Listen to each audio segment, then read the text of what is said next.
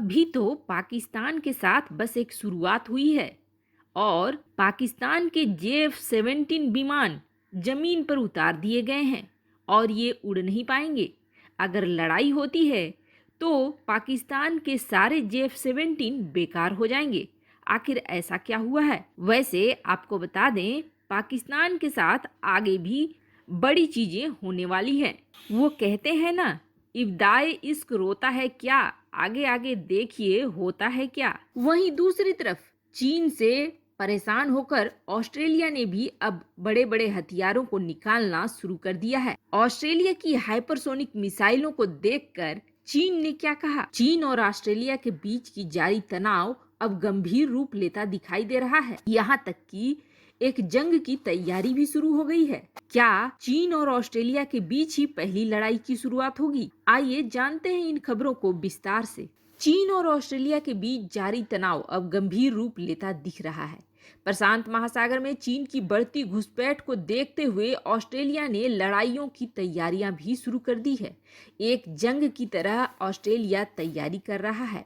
चीनी युद्धपोत जिस तरह से रवैया अपना रहे हैं, उसे देखते हुए ऑस्ट्रेलिया और अमेरिका दोनों ने मिलकर हाइपरसोनिक एंटीशिप क्रूज मिसाइलें विकसित करने की योजना पर काम करना शुरू कर दिया है।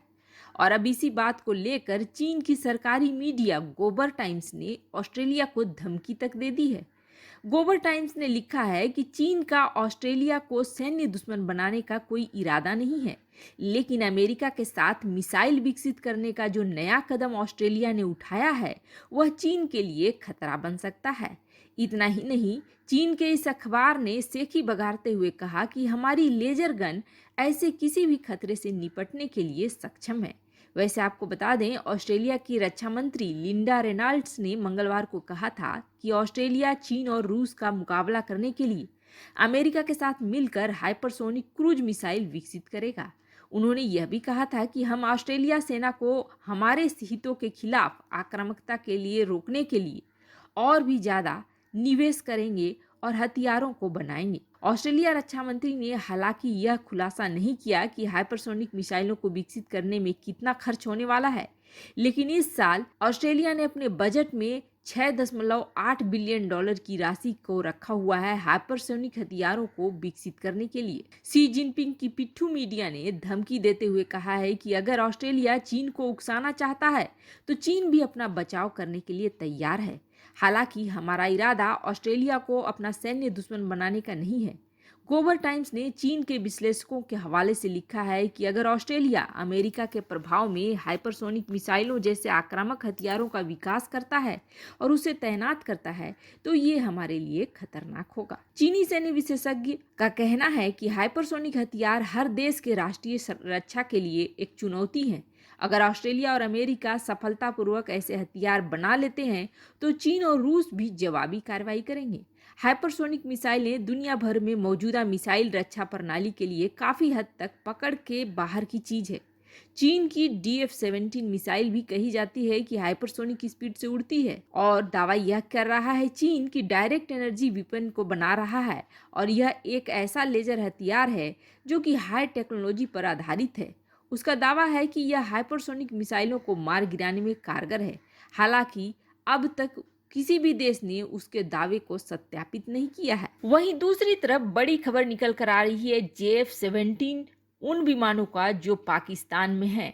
पाकिस्तान में अचानक से JF-17 को ग्राउंडेड किया जा रहा है, यानी कि वो उड़ान भरने में सक्षम नहीं है। आखिर ऐसा क्या हो गया है कि पाकिस्तान के विमानों को नीचे लाना पड़ रहा है? और कहा तो ये भी जा रहा है कि पाकिस्तान के ये विमान अब युद्ध में भाग नहीं ले पाएंगे, जो कि चीन के दो फ्रंट के वॉर के लिए बहुत ही बुरी खबर है, क्योंकि चीन अब तक यही सोच रहा था कि पाकिस्तान की मदद से वह भारत पर हमले करेगा दो फ्रंट में, लेकिन यहाँ तो फ्रंट खुलने से पहले ही फ्रंट बंद हो रहे हैं। वैसे हर छोटी छोटी कार्रवाई में चीन पाकिस्तान को उकसा भी रहा है और पाकिस्तान आगे बढ़ने की कोशिश भी कर रहा है, जिसमें हाल ही में उसके विमान भारतीय सीमा में भी घुस गए थे।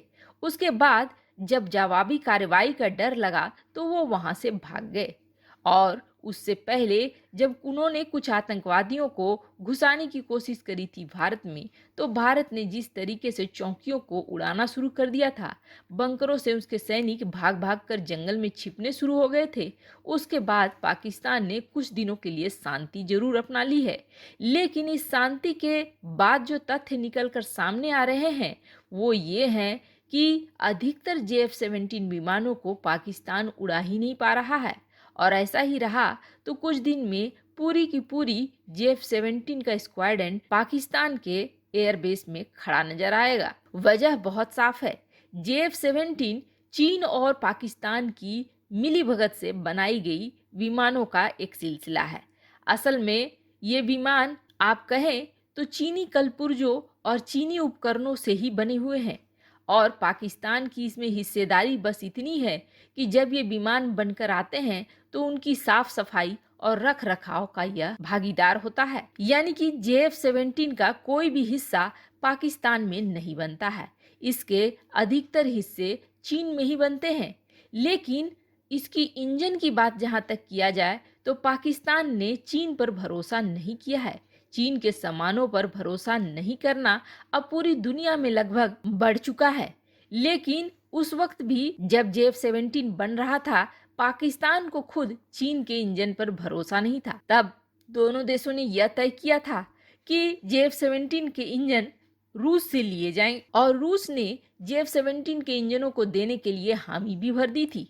और ऐसे में अधिकतर JF-17 में रूस के ही इंजन लगे हुए हैं।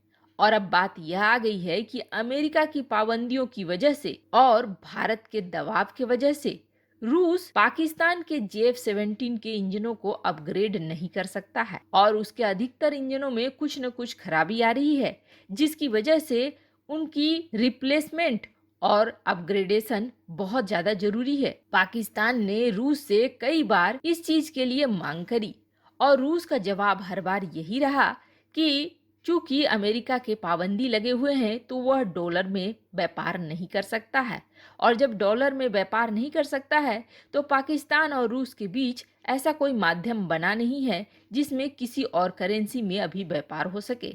ऐसे में रूस पाकिस्तान के JF-17 को अपग्रेड नहीं कर सकता है, और इस वजह से धीरे धीरे पाकिस्तान के जितने भी JF-17 हैं वो ग्राउंडेड हो रहे हैं। अब पाकिस्तान के पास कोई चारा नहीं बचा है, बस एक ही चारा बचा है कि वह चीन के इंजनों का इस्तेमाल कर सकता है JF-17 में। लेकिन चीन के इंजन कितने भरोसे के लायक हैं यह खुद पाकिस्तान भी समझता है। वैसे आपको क्या लगता है, पाकिस्तान के JF-17 का जमीन में उतरना भारत के लिए फायदेमंद होगा? कमेंट कर अपनी राय जरूर बताएं। जल्द मिलते हैं अगले वीडियो में नई खबर के साथ।